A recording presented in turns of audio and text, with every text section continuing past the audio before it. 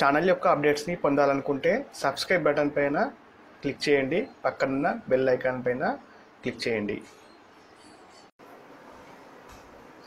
Hi friends, welcome to Mana Vidya. Telangana TET and DSC exam pattern. So చాలామందికి doubts ఉన్నాయండి, ఏ pattern follow కావాలి, TET and DSC విషయంలో అభ్యర్థులకు ఏ ప్యాటర్న్ ఫాలో కావాలి. సో ఇక్కడ డిఫరెంట్ ప్యాటర్న్స్ వినబడుతున్నాయి మనకి. లైక్ కొంతమంది 300 మార్క్స్కి ఉంటాయని చెప్పి అంటున్నారు, కొంతమంది టెట్ ఉండదు, డిఎస్సి ఉండదు, ఓన్లీ సింగిల్ స్టేజ్ ఎగ్జామ్ ఉంటుంది, ఇంకొంతమంది డెమోస్ కండక్ట్ చేస్తున్నారు. సో మనం డెమో ఇచ్చిన తర్వాత దానికి మార్క్స్ వెయిటేజ్ ఉంటుంది, కొంతమంది డిస్క్రిప్షన్ మెథడ్ ఉంటుందని చెప్పి చెప్తున్నారు. సో డిఫరెంట్ మెథడ్స్ చేయబట్టి అభ్యర్థులలో చాలామందికి కన్ఫ్యూజన్ స్టార్ట్ అయ్యింది. సో ఈ వీడియో ద్వారా మనకు క్లారిటీకి వచ్చే అవకాశం ఉందండి. ఈ వీడియో ద్వారా మీరు ఏం తెలుసుకుంటారంటే Telangana TET and DSC pattern పైన ఒక అవగాహనకు వచ్చేస్తారు. సో ఇప్పటి వరకు కూడా తెలంగాణ ప్రభుత్వం నుంచి మనకు ఎటువంటి క్లారిఫికేషన్ ఎటువంటి ఇన్ఫర్మేషన్ రాలేదండి. అంటే ఎగ్జామ్ ప్యాటర్న్ చేంజ్ చేస్తున్నట్టు అఫీషియల్గా తెలంగాణ ప్రభుత్వం ఎప్పుడు చెప్పలేదు, అదేవిధంగా టీఎస్పీఎస్సీ ద్వారా కూడా చెప్పడం జరగలేదు. అంటే మనకు ఎటువంటి ఇన్ఫర్మేషన్ మనకి గవర్నమెంట్ నుంచి అఫీషియల్గా రాలేదు. సో అటువంటప్పుడు మనం ఏదో ఊహించుకొని ఈ విధంగా ఉండొచ్చు అని చెప్పేసి డిసైడ్ అవ్వడం తప్పండి. సో పాత ప్రాసెస్నే మనం ఫాలో అవ్వడం ఉత్తమం. పాత ప్రాసెస్ అంటే టెట్ అండ్ డిఎస్సి మెథడ్ అండి. టెట్ అండ్ డిఎస్సి ఒకవేళ ప్రభుత్వం మార్చదలుచుకుంటే టెట్ అండ్ డిఎస్సిని కలిపి టీఆర్టీ అంటే టీచర్ రిక్రూట్మెంట్ టెస్ట్ అంటే ఏపీలో ఫాలో అవుతున్నారండి. మేబీ ఈ ప్యాటర్న్కి వచ్చే అవకాశం ఉంది. సో టీఆర్టీ కావచ్చు, టెట్ అండ్ డిఎస్సి ఈ మెథడ్ కానీ లేదా టీఆర్టీ కానీ రెండిట్లలో పెద్ద మార్క్స్ లేవండి. ఎగ్జామ్ ప్యాటర్న్లో అండ్ పేపర్ సెట్టింగ్స్లో డిఫరెంట్ ఉంది, కానీ సిలబస్ విషయంలో పెద్ద మార్పు లేదు, సిలబస్ ఒకటే ఉంది. సో సిలబస్ అనేది మనం ఏ సిలబస్ చదవాలి ఈ రెండు ఎగ్జామ్స్కి కూడా, టెట్ కావచ్చు డిఎస్సి కావచ్చు, ఈ వీడియోలో మనం కొంచెం క్లారిఫికేషన్గా చూద్దాం. సో మనకి ఫస్ట్ ఇనిషియల్గా టెట్ అనే ఎగ్జామ్ కండక్ట్ చేస్తుంది. 6 months కోసం జరగాలి, కానీ ఫార్చునేట్లీ 1 year కోసం జరుగుతుంది. సో ఈ టెట్ అనే ఎగ్జామ్లో టీచర్ ఎలిజిబిలిటీ టెస్ట్, టెట్ అనే ఎగ్జామ్లో మొత్తం మనకు 150 మార్క్స్ ఉంటాయండి. ఇది పేపర్ 1 అండి, పేపర్ 1 ఫర్ ఎస్జిటి వాళ్ళకి ఇది paper 1, TET paper 1 for SGT. So ఇక్కడ వచ్చేసి 150 మార్క్స్ ఉంటాయి, 150 క్వశ్చన్స్ ఉంటాయి. 150 క్వశ్చన్స్కి 150 మార్కులు, ఈచ్ వన్ ఒక క్వశ్చన్కి 1 మార్క్ అండి, ఒక క్వశ్చన్కి 1 మార్కు. నెగిటివ్ మార్కింగ్ ఉండదు. టోటల్ మనకి 30 క్వశ్చన్స్ 150 క్వశ్చన్స్ ఉంటాయి. ఆ 150 క్వశ్చన్స్ కూడా డిఫరెంట్ మెథడ్స్లో, like first child development and pedagogy అంటే శిశు వికాసము మరియు అధ్యాపన శాస్త్రము, వీటిపైన 30 క్వశ్చన్స్ ఉంటాయండి. శిశు వికాసము మరియు అధ్యాపన శాస్త్రం పైన 30 క్వశ్చన్స్ ఉంటాయి, 30 మార్క్స్ ఉంటాయి టోటల్ మనకి. సో వీటి కోసం మనం డిఈడిలో అంటే డైట్లో 2 years చదువుకున్న బుక్స్ ఉపయోగపడతాయండి. డైరెక్ట్ క్వశ్చన్స్ ఉంటాయి కొన్ని.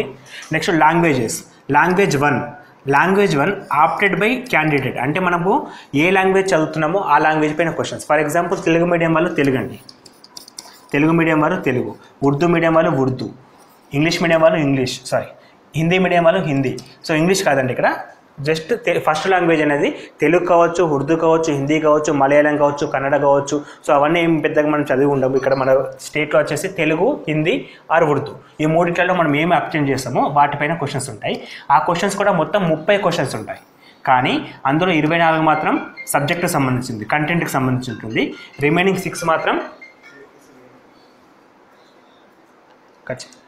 మిగిలిన 6 మాత్రం మెథడాలజీకి సంబంధించిన క్వశ్చన్స్ ఉంటాయి. మొత్తం 30 క్వశ్చన్స్ ఉంటాయండి, మొత్తం 30 క్వశ్చన్స్ ఉంటాయి, అందుకని 30 మార్క్స్ ఉంటాయి. దాని తర్వాత లాంగ్వేజ్ 2. ఈ లాంగ్వేజ్ 2 అనేది ఇంగ్లీష్కి సంబంధించిందండి. ఇంగ్లీష్లో ఏ మీడియం వాళ్ళకైనా English common. 30 questions, 24 marks content, 26 marks methodology. Total వచ్చేసి 30 మార్క్స్ అండి. 30 క్వశ్చన్స్ 30 మార్క్స్. అదేవిధంగా మ్యాథమెటిక్స్ అండ్ ఎన్విరాన్మెంట్ సైన్స్, మ్యాథ్స్లో మనకి 30 క్వశ్చన్స్ ఉంటాయి, 24 కంటెంట్, 6 అనేది మెథడాలజీ బోధనా పద్ధతులు, మొత్తం 30 మార్కులు. ఈవీఎస్ ఎన్విరాన్మెంట్ సైన్స్, ఇక్కడ కూడా 30 క్వశ్చన్స్, 24 + 6 అండ్ 30 మార్క్స్. అంటే టెట్ ప్యాటర్న్ చాలా సింపుల్గా ఉంటుందండి చూడడానికి. టెట్లో మ్యాక్సిమం 150 మార్క్స్కి 150 క్వశ్చన్స్ ఇవ్వడం జరుగుతుంది. ఈచ్ వన్ కూడా 1 మార్క్ ఉంటుంది, నెగిటివ్ మార్కింగ్ ఉండదు. అండ్ ఈ పార్ట్స్ కూడా డిఫరెంట్గా కాకుండా అన్ని 30గా మెన్షన్ చేయడం జరుగుతుంది.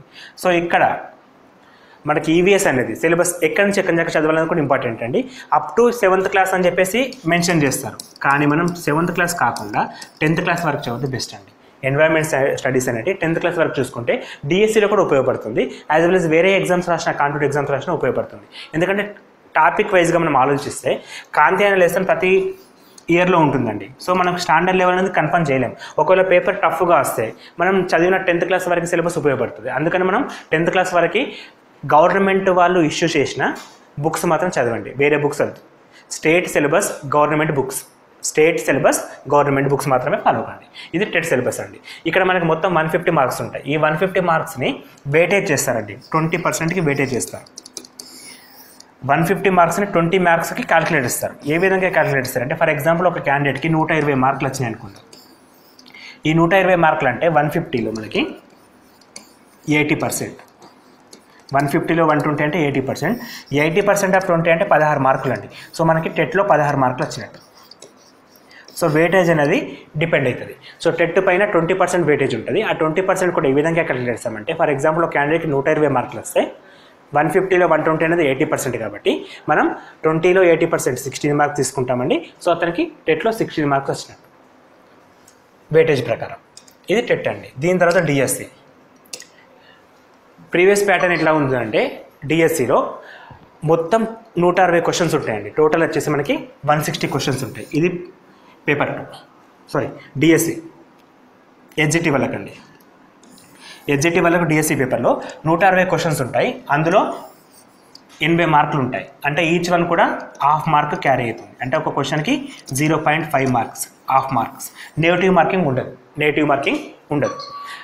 డిఫరెంట్ టాపిక్స్ పైన క్వశ్చన్స్ అడుగుతాడండి. ఫస్ట్ టాపిక్ వచ్చేసి general knowledge and current affairs. ఇది టెట్లో ఉండదు, ఇక్కడ అడిషనల్గా ఇంక్లూడ్ అవుతుంది. So general knowledge and current affairs అంటే, జనరల్ నాలెడ్జ్ అనేది స్టాక్ జీకేకి సంబంధించింది. ఇది అస్తమానం మారదు, ఎప్పటికీ ఒకేలాగా ఉంటుంది. ఫర్ ఎగ్జాంపుల్ దేశాలు, రాజధాని, వాటి కరెన్సీ, ఇవి ఎప్పటికీ అలాగే ఉంటాయి.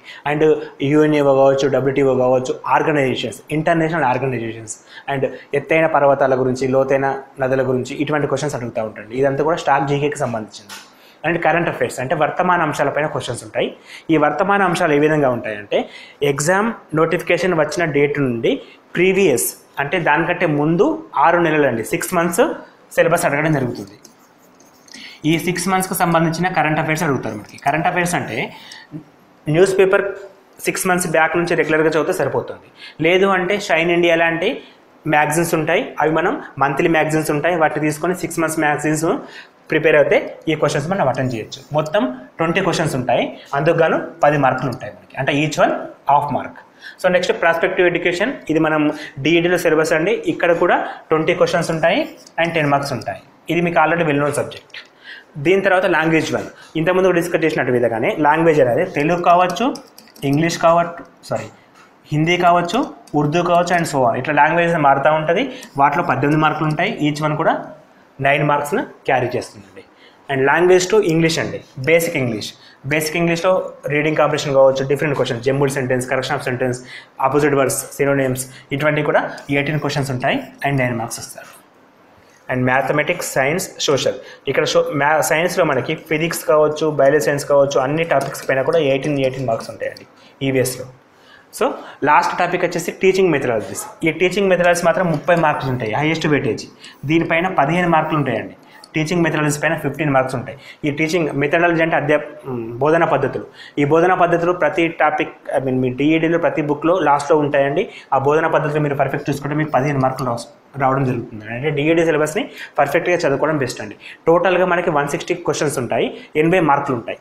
సో 80 మార్కులు ఇక్కడ మనకి క్యాలీ అవుతుందండి. ఇది డిఎస్సిలో. అండ్ మనం ఇంతకుముందు చదివిన టెట్ మార్క్స్ ఉంటాయి కదా, ఈ టెట్లో వచ్చిన 20%కి గాను ఎన్ని మార్కులు వస్తే అన్ని మార్కులు. ఇంతకుముందు ఎగ్జాంపుల్లో మనకి 16 మార్కులు రావడం జరిగింది. అంటే ఈ 16 మార్కులని ఈ 80 మార్కులు మనకి ఎంత స్కోర్ వస్తుంది, ఫర్ ఎగ్జాంపుల్ 60 వస్తే 60 + 16 = 76 అని చెప్పి స్కోర్ చేస్తున్నాం. సో ఈ 80 మార్కులకు ఎన్ని మార్కులు వస్తున్నాయో కౌంట్ చేసుకోవాలి. అండ్ టెట్లో ఎంత వెయిటేజ్ వచ్చింది అంటే 20 మార్క్స్కి ఎంత వచ్చింది, ఈవెన్ పాయింట్స్లో కూడా కౌంట్ చేస్తారండి, కౌంట్ చేస్తారు. సో ఆ విధంగా మనకి టెట్ ప్లస్ డిఎస్సి కలిపి టోటల్గా 100 మార్క్స్కి సెలక్షన్ ప్రాసెస్ అండి. 100 మార్కులకు సెలక్షన్ ప్రాసెస్. అందులో 80 మార్కులు వచ్చేసి డిఎస్సి, 20 మార్కులు వచ్చేసి టెట్ అండి. ఇందులో ఎన్ని వస్తున్నాయి, ఈ రెండింటిని కలిపేస్తే టోటల్ మార్క్స్ అంటే మనకి ఫైనల్ స్కోర్ అండి. ఈ ఫైనల్ స్కోర్ని బేస్ చేసుకొని మన జాబ్ అనేది డిసైడ్ అవుతుంది. సో అపోహలు ఏం పెట్టుకోకండి. ఎటువంటి ఎగ్జామ్ ఇచ్చినా సరే ఐదర్ ప్యాటర్న్లో కొంచెం చేంజ్ ఉంటుంది. సబ్జెక్ట్ మాత్రం పూర్తిగా మార్చడు. సబ్జెక్ట్ అనేది తీసేసి వేరే సబ్జెక్ట్ పెట్టడం జరగదు. ఏదో అడిషనల్గా కొంచెం మాడిఫికేషన్ చేస్తూ ఉంటాడు. కాబట్టి అనవసరంగా ఇప్పటి నుంచి ప్రిపరేషన్ ఆపేయకండి, చదవండి. అప్ టు ఎగ్జామ్ ఎప్పుడు వస్తుందో తెలియదు, కాకపోతే ఒక్కసారి మాత్రం గ్యారంటీగా వస్తుంది. ఏదో ఇప్పుడు కావచ్చు, నెక్స్ట్ ఇయర్ కావచ్చు, నెక్స్ట్ మంతే కావచ్చు, ఈవెన్ ఈ వీక్లో రావచ్చు, నెక్స్ట్ ఇయర్లో రావచ్చు. ఎప్పుడు వచ్చినా ఎగ్జామ్ మాత్రం వస్తుంది. ఎగ్జామ్లో మాత్రం సిలబస్ అదే ఉంటుంది. సో దానికోసం పర్ఫెక్షన్ పెంచుకోండి. ఇప్పటి నుంచి ఎక్కువ చదవండి. ఇప్పటి నుంచి చదివి ప్రతి క్వశ్చన్ ఏ విధంగా అడిగినా మీరు ఆన్సర్ చేసే విధంగా ఉండాలి. మ్యాక్సిమం మార్క్స్ చేయాలి, ఎక్కువ స్కోర్ చేయాలి. సో దానికి లాంగ్ ప్రిపరేషన్ అవసరం. కోచింగ్ సెంటర్ని నమ్ముకోవడం కరెక్టే, కానీ మీ ఓన్ ప్రిపరేషన్ లేకపోతే మాత్రం కోచింగ్ సెంటర్ వాళ్ళు కూడా ఏం చేయలేరు. కోచింగ్ తీసుకున్న వాళ్ళైనా ఇంటికాడ ఉన్న టైంని వేస్ట్ చేసుకోకుండా చదవండి. And thanks for watching and all the best to your exams. Yeah.